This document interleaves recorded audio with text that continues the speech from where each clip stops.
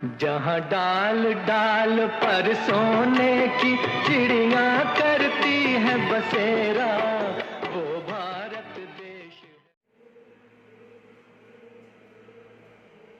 मित्रों नमस्कार, वरुण आईपीएस में आप लोगों का स्वागत है। आज हम लोग रेशियो और प्रोपोर्शन चैप्टर के अंतर्गत कुछ अन्य क्वेश्चन को सीखेंगे। जो भी मेरे चैनल पर अभी प्रथम बार विजिट कर रहे हैं वे लोग चैनल को जरूर सब्सक्राइब करें और पुराने छात्र लाइक और कमेंट लिखते रहें, ताकि वरुण आईपीएस की जो फैमिली है वो दिन प्रतिदिन इसमें वृद्धि हो। तो इसी के साथ आइए हम लोग क्वेश्चन पर चलते हैं।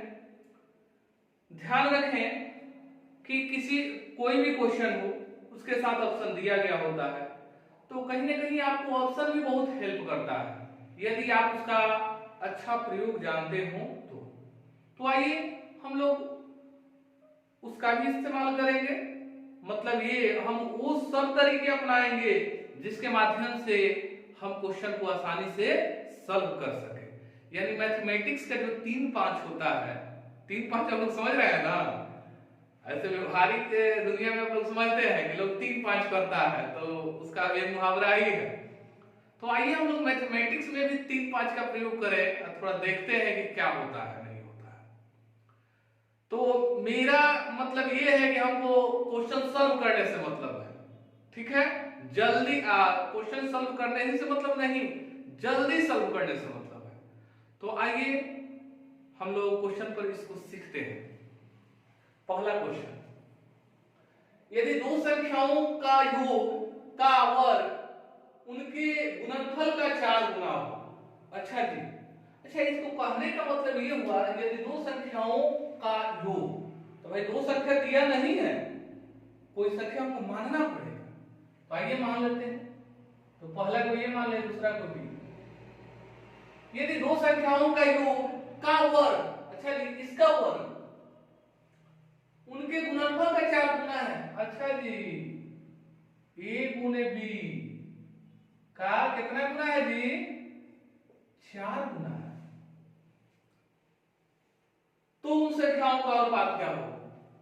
अब ये बताइए, अगर इसको अगर हम सॉल्व करेंगे तो a प्लस b के होल स्क्वायर बराबर a square plus 2ab plus b square करना पड़ जाएगा। तो हम लोग इतना दूरी तय नहीं कर रहे हैं, इतना दूरी तय नहीं करेंगे, इससे नजदीक वाला रास्ता अपनाएंगे। अच्छा हमको यही ना चाहिए, पहला दोनों का योग का स्क्वायर बराबर होना चाहिए, दोनों को गुना करके 4 से गुना करना, यही ना। क्या पहला दूसरा का योग का स्क्वायर करेंगे अब बराबर, पहला दूसरा का गुना करेंगे और उसमें 4 से गुना करेंगे, जिसमें बराबर आ जाएगा, जिस ऑप्शन में बराबर आ जाएगा वही आपका आंसर हो जाएगा। तो आइए देखते हैं हम क्या करेंगे। तो 2a 3 और 3 के स्क्वायर तो 3 3 के 9 हो गया बराबर। अब 2 में 1 से गुना करेंगे क्योंकि ये एनी वाला ना है ना, तो 2 1 कम 2 हुआ, 2 चौके 8, क्या बराबर आया? तो ना, इसका मतलब ये ऑप्शन गलत है। दूसरा ट्राई करेंगे, 1 3 4 4 चौका 16 बराबर। अब क्या करेंगे, 1 गुने 3 गुने 4, 1 गुने 3 बराबर 3 और 3 चौके 12, क्या बराबर आया? ना, नहीं आया। तो ठीक है, अब इसको देखते हैं। 1 1 2 और 2 स्क्वायर करेंगे तो 2 2 नहीं के 4 अब बराबर। अब हमको क्या करना है, दूसरा में 1 में 1 से गुना करना है, फिर 4 से गुना करना है। 1 गुने 1 तो 1 और 1 में 4 से गुना करेंगे तो 4। अरे ये तो आ गया, तो यही ना आंसर है, यही आपका आंसर है। तो बातें समझ गए ना। अब इसको चेक करने की कोई आवश्यकता नहीं। अगर आपका मन नहीं मान रहा है तो भाई आपके मन को तो हम मना नहीं सकते हैं, लेकिन यहाँ इसको ट्राई करके दिखा सकते हैं कि ये बराबर नहीं आ सकता है। तो आइए देख ही लेते हैं। 1 का 2 3 और 3 के 9 अब बराबर। अब क्या करेंगे, 1 में 2 से गुना करेंगे तो 1 के 2 है 2, ठीक है, और 2 चौके 4 से गुना करेंगे तो 8, ठीक है। फर्स्ट वाला ऑप्शन को पलट के यहाँ दिया गया था, तो ऐसे ही ये नहीं होता। तो तो ऑलरेडी एक ही ना आंसर होता है, तो आंसर हो गया तो हो गया। ठीक है, तो उम्मीद है कि आप लोग समझे होंगे। दूसरा क्वेश्चन देखते हैं। तीन संख्याएं 1 अनुपात 2 अनुपात 3 के अनुपात में है, उनमें प्रत्येक में 5 जोड़ने पर नई संख्याएं 2 अनुपात 3 अनुपात 4 के अनुपात में 2 अनुपात 3 अनुपात 4 के अनुपात में हो जाती है। तदनुसार वे संख्याएं कौन सी है? कोई बात नहीं। अच्छा, 3 को संख्या है, 1 2 3 के अनुपात में है, और सब में 5 जोड़ा गया है, तो अनुपात बदल गया है, तो 2 3 4। अच्छा, सब में 5 जोड़ा गया है, सब में 5 जोड़ा गया ना, तो दोनों के बीच का अंतर 5 ना होगा। ठीक है, अब यहां से अंतर हम लोग ले लेते हैं। अगर सब में बराबर आया तो ठीक है, 2 में से 1 गया 1, 3 में से 2 गया 1, 4 में से 3 गया 1। अरे तो सब बराबर आ गए, इसका मतलब बिल्कुल ठीक ठाक है। यानी कि एक हिस्सा बराबर कितना आ गया? 5। एक हिस्सा बराबर 5, तो पहली संख्या यही ना है। तो अगर कहेगा कि पहला संख्या बताइए तो 5, दूसरा संख्या बताइए तो 10, तीसरा संख्या बताइए तो 15, 15। ठीक है, तो हमसे क्या क्वेश्चन पूछ रहा है? तदनुसार वे संख्याएं कौन सी है? तो भाई एक हिस्सा बराबर 5, तो भाई एक हिस्सा बराबर 5, 2 हिस्सा बराबर 5 नहीं के 10, 3 हिस्सा बराबर 5 15। ये आपका आंसर हो, ये आपका आंसर हो। अच्छा, आपके दिमाग में आएगा कि सर क्या नीचे वाला में गुना करेंगे तो क्या आंसर हमारा नहीं आएगा? तो हम कहेंगे कि बिल्कुल आएगा, लेकिन ध्यान रहे ये 5 के वृद्धि इसमें किया गया है ना, तो 5 का वृद्धि करते हुए हमारा आएगा, तो 5 घटा लेंगे। तो जैसे यहाँ देखिए 5 दूनी के 10, 5 या 15 और 5 का 20 हो जाएगा, तो 10 में से 5 घटाएंगे तो 5, 15 में से 5 घटाएंगे तो 10, 20 में से 5 घटाएंगे तो 15। सबसे बड़ी क्वेश्चन ये है कि जब हमारा क्वेश्चन सीधे सीधे अनुपात दिया है तो उसी में हम गुना करेंगे, काहे ना यहाँ दिमाग खपाएंगे। समझ गए ना? तो चलिए अगला क्वेश्चन देखते हैं। दो संख्याओं का अनुपात 2 अनुपात 3 है, यदि प्रत्येक संख्या में 4 जोड़ दिया जाए तो उनका अनुपात 5:7 हो जाता है। तदनुसार उन संख्याओं के बीच अंतर कितना है? अब वो अंतर पूछे, चाहे उन दोनों का गुणनफल पूछे, चाहे वो दोनों संख्याएं पूछे, कुछ भी पूछ सकता है, स्वतंत्र है। तो हम भी तो स्वतंत्र हैं बनाने के लिए। आइए देखते हैं इसको। दो संख्या का अनुपात क्या है? 2 अनुपात 3 है। यदि प्रत्येक संख्या में 4 जोड़ दिया जाए तो अनुपात क्या हुआ? 5:7 हुआ। कितना जोड़ा गया जी? 4 जोड़ा गया। तो इसके बीच का अंतर कितना हुआ? 4। अब हमको यही घटा के देख लेना है, क्योंकि बड़ी संख्या यही होगी, तो कि घटाने पर क्या बराबर आ रहा है? तो 5 में से 2 गया 3, 7 में से 3 गया 4। अरे ये तो एक जगह 3 आ रहा है, एक जगह 4 आ रहा है, तब तो काम गड़बड़ हो गया। क्योंकि यहाँ पर क्या है, सब जगह बराबर है, तब ना खंडा बना लिए, लेकिन यहाँ पर तो आ ही नहीं रहा। तो ठीक है, हर मर्जी की दवा है हमारे पास। आइए देखते हैं, इसको इक्वलाइज करते हैं। 7 में से 5 गया 1, 3 में से 2 गया, सॉरी 7 में से 5 गया 2, 3 में से 2 गया 1, हो गया। अब 1 से गुना करेंगे, इसमें तो कोई फर्क पड़ेगा क्या? तो नहीं। 2 से करेंगे तो पड़ेगा। तो 2 दूनी के 4, 2 तिया 6। ठीक है, अब घटा के देखिए तो 5 में से 4 गया 1, 7 में से 6 गया 1। अब देखिए जिसको गोला गोला हम करती है वो उससे हमको मतलब नहीं है, नया वाला अनुपात से मतलब है। ठीक है, तो इसका मतलब हो गया एक हिस्सा बराबर 4। अगर कहता है कि पहला संख्या बताइए तो 4 चौका 16। अगर कहता है कि ना दूसरी संख्या बताइए तो 6 चौके 24। लेकिन इन दोनों में से कोई नहीं पूछ रहा है, आपसे कह रहा है कि संख्याओं के बीच का क्या अंतर है। अच्छा बाबू देखिए, तो संख्या के बीच का क्या अंतर है? 6 में से 4 गए 2 का अंतर है। तो जब एक हिस्सा बराबर 4 तो 2 हिस्सा बराबर 8। मारिए आंसर, हो गया। अब बाबू आप ये भी कर सकते थे कि क्या यहां से नहीं निकाल सकते हैं? तो बीच का तो गैप हर जगह बराबर ही होगा, यहां भी वही बात होगा। 7 में से 5 गया 2, और फिर 2 चौके 8, आंसर आ गया। फिर आपके दिमाग में आएगा कि सर क्या अलग अलग करके नहीं निकाल सकते हैं? तो काहे नहीं निकाल सकते, निकाल सकते हैं। एक हिस्सा बराबर 4 तो 4 चौके 16, एक हिस्सा बराबर 4 तो 6 हिस्सा बराबर 6 चौके 24, दोनों का अंतर क्या 14 में से 6 गए 8। तो जब हमारा सीधे सीधे मतलब क्या है कि सीधे सीधे उंगली से घी निकल जा रहा है तो टेढ़ा करने की क्या जरूरत है, सीधे सीधे निकालेंगे, है ना। चलिए ठीक है, तो आइए अगला क्वेश्चन देखते हैं। यहां लिखा हुआ है कि तीन संख्याओं का अनुपात 2:3:4 है, ठीक है। यदि उनके वर्गों का योगफल, ये वर्ग का योगफल है, ध्यान रखिएगा, 1856 हो तो वे संख्याएं कौन सी है, दो संख्या। अच्छा ये वर्ग का योगफल है ना 1856, आइए तो संख्या का अनुपात है तो वर्ग का अगर योगफल इसका निकालेंगे तो ये हो जाएगा 2 दूनी का 4, आई तितरी का 9, आई चौचौ का 16, सबको जोड़ेंगे तो कितना होगा 16 4 20 9 29 होगा। काट लेते हैं क्योंकि ये वर्ग का योगफल हो गया और ये भी वर्ग का योगफल अनुपात का हो गया, तब ना तुलना करेंगे। तुलना हमेशा ध्यान रखिएगा बराबरी में किया जाता है, समझ गए ना, तुलना हमेशा बराबरी में किया जाता है। ये ना कि एगो गरीब है एगो मतलब राजा, उसके बीच में कोई तुलना नहीं होती है। राजा के बीच तुलना होती है, गरीब के बीच तुलना होती है।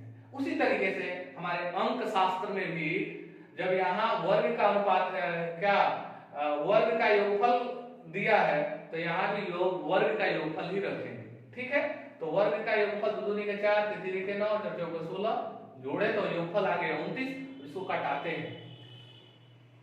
देखिए तो 3 5 15 3 6 18, हाँ 6 मरतबे जाएगा तो 9 6 54 के 4, 6 दूनी 12, 12 5 17 174, 185 में से 174 घटाइए तो 5 में से 4 गया 1, 8 में से 7 गया 1, 16 116,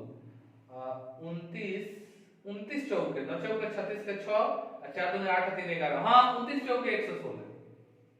अब 64 आया तो 64 आ गया तो ध्यान रखें ये वर्ग आया हुआ है, वर्ग आया है तो रूट अंडर ए है, ये क्या है रूट अंडर है, तो इसका मान कितना हो जाएगा जी 8। यानी अब आपका आ गया कि एक हिस्सा बराबर 8, एक हिस्सा बराबर 8।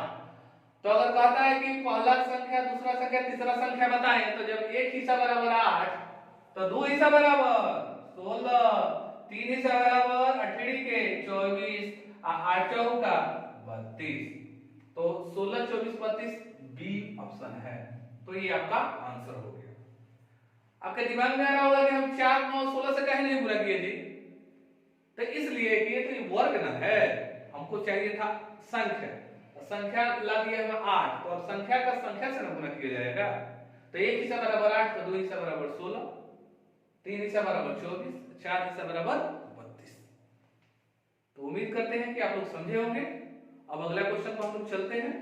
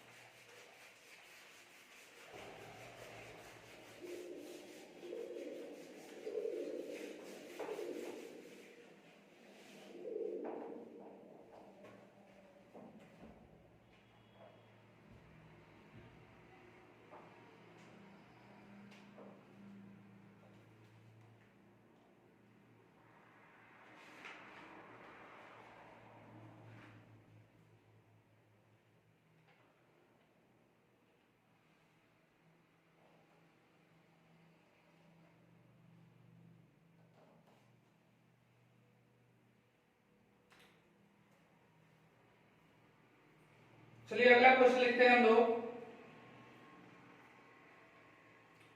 अगला क्वेश्चन ये है कि तीन संख्याओं का योगफल 121 है।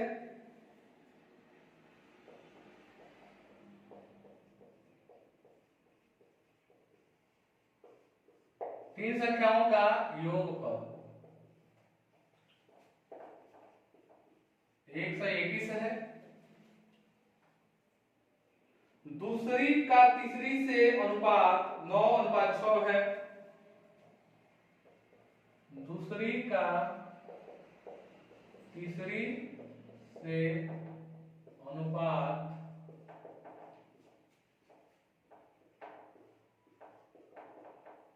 9:6 है। और पहला का तीसरी से 1:4 है। और पहला का तीसरी से 1:4 है। दूसरी संख्या है 1:4 है। दूसरी संख्या है, मैंने दूसरी संख्या ज्ञात करना है। ऑप्शन लिख लीजिए, लिखा हुआ है ना 64 66 64 66 60 62 एक ये है। अब देखिए जी, तीन संख्याओं का योगफल दिया है 121 है, तो कोई बात नहीं, ठीक है। दूसरी का तीसरी से अनुपात दिया है, ये दूसरी है ये तीसरी है। और 9:6 देखिए, दूसरी अनुपात तीसरी कितना दिया है जी 9:6। उसके बाद पहला का तीसरी से अनुपात पहला का तीसरी, अच्छा यहां लिख देते हैं पहला का तीसरी से अनुपात क्या है जी, तो 1:4। ठीक है, लिख दिए। तो हम लोग को ऐसा होना चाहिए कि पहला अनुपात दूसरा अनुपात तीसरा ज्ञात कर ले, तभी ना निकल पाएंगे। तो आइए देखते हैं। तो हमारा उसमें एक रूल था कि हम लोग जब अनुपात निकालते थे तो ये अनुपात बी और बी अनुपात सी, माने ये वाला बराबर होना चाहिए था। तो दूसरे अनुपात तीसरी के पहला अनुपात तीसरी देखा है, तो ये तो कॉमन है लेकिन उस रेंज में नहीं है। तो उस रेंज में नहीं है तो थोड़ा सा सोचिए, तो दूसरी अनुपात तीसरी फिर तीसरी अनुपात पहला कर देंगे तो वो काम हो जाएगा हमारा। तो आइए कर लेते हैं। अगर इसको पलट लेते हैं, तीसरी अनुपात पहली, तीसरी अनुपात पहली, तब तो ये भी पलट जाएगा ना 4:1। अब देखिए, अब हम इसको निकालना शुरू करेंगे। यानी यहां दिया है दूसरी, ये तीसरी, ये पहली, यानी कहने का मतलब है कि ये ऊपर नीचे गुना करेंगे तो ये दूसरी आएगा। क्या आएगा? दूसरी। यहां गुना करेंगे क्रॉस तो तीसरी आएगा। ऊपर नीचे करेंगे तो पहली आएगा। आएगा ना जी? तो ऐसे ही कर लेते हैं। 9 का 36, 6 का 24, एक 6 किसी खास अंक से कटेगा क्या? तो हाँ कटेगा, 6 से कटेगा। 6 का 6, 6 का 24, 6 यानी 6:4:1 हो गया। ठीक है, तो कुल 121 रुपया है ना, तो 121 अब बाटा कौन सा, तो 6 4 से 11। कौन सा निकालना है जी? दूसरी संख्या। तो दूसरी संख्या कौन सा है? पहले के है, तो गुने 6 कीजिए। 11 11 11 66, मारिए 66 हो गया ना। तो ठीक, अगला क्वेश्चन देखते हैं हम लोग।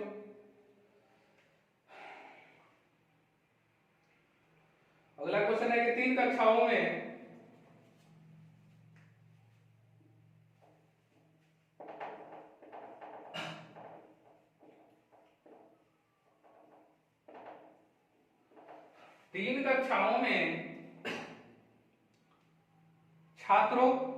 छात्रों की संख्या का अनुपात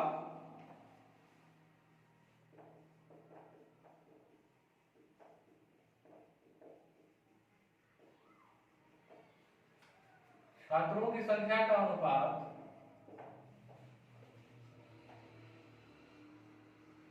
2 अनुपात 3 अनुपात 5 है, 2 अनुपात 3 अनुपात 5 है, 2 अनुपात 3 अनुपात 5 है। प्रत्येक कक्षा में 20 छात्रों की वृद्धि होने पर प्रत्येक कक्षा में 20 छात्रों की वृद्धि होने पर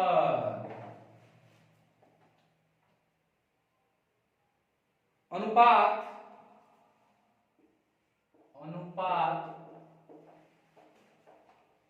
4 अनुपात 5 अनुपात 7,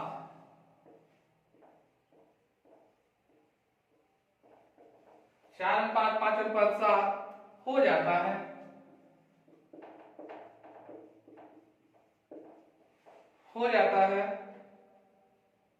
तदनुसार इस वृद्धि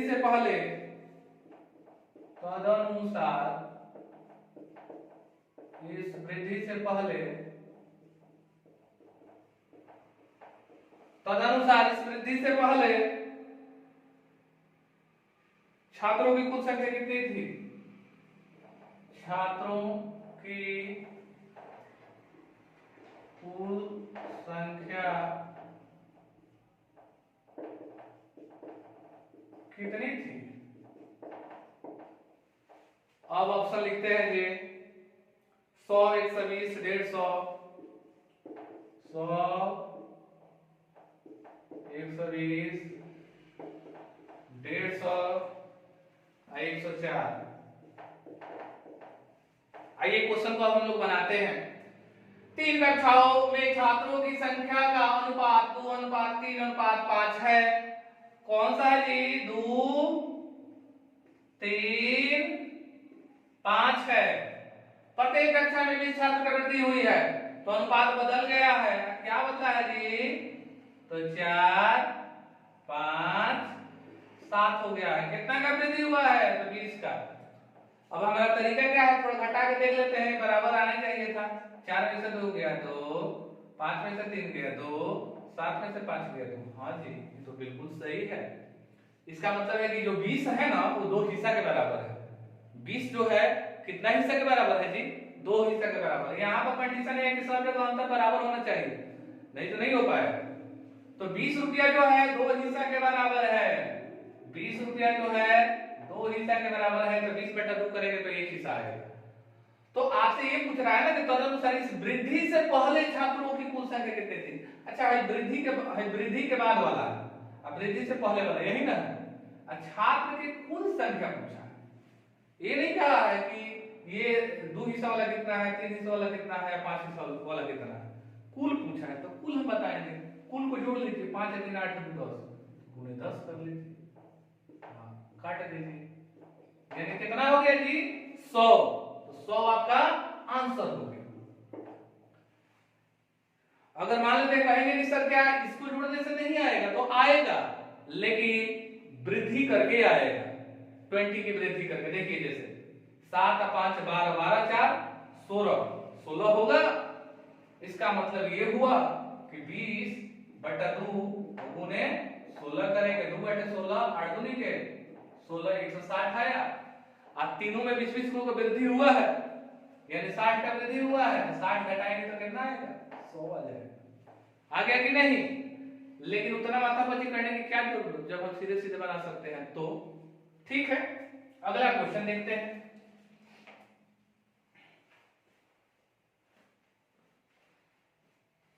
एक क्वेश्चन ऐसे है कि यदि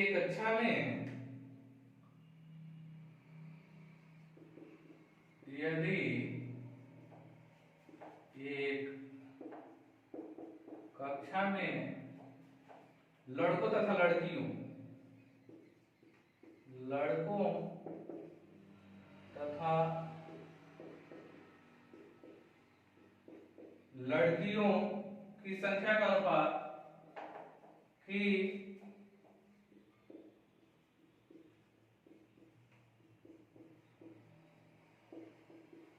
संख्या का अनुपात 7:5 हो, 7:5 हो तो निम्न में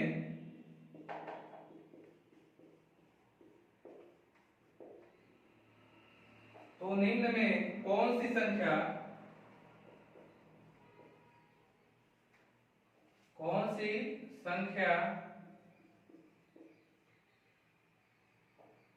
कक्षा के छात्रों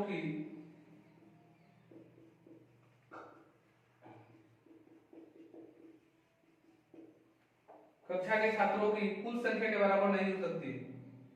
छात्रों की कुल संख्या के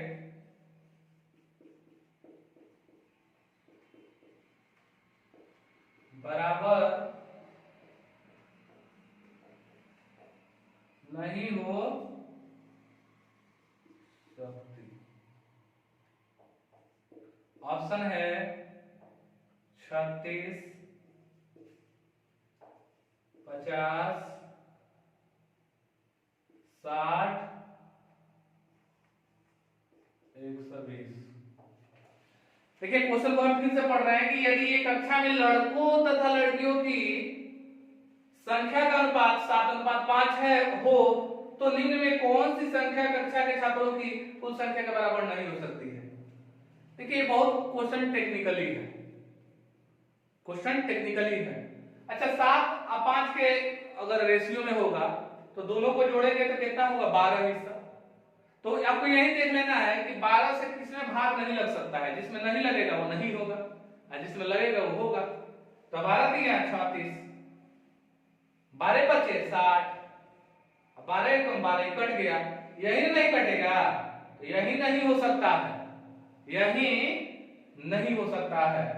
लिखा है ना कि कौन सी संख्या कक्षा के छात्रों की कुल संख्या के बराबर नहीं हो सकती। तो 50, क्योंकि 50 को हम लोग नहीं बांट सकते हैं, क्योंकि 50/12 करेंगे तो 2 से काटेंगे तो ये हो जाएगा कितना 6, ये हो जाएगा 25, और 25/6 तो आदमी दशमलव में नहीं ना होता है, आदमी दशमलव में नहीं होता है, इसलिए हमारा यही आंसर हो जाएगा 50।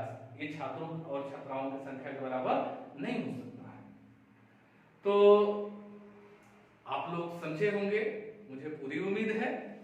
यदि कोई दिक्कत हो तो कमेंट बॉक्स में भी उसकी चर्चा करें।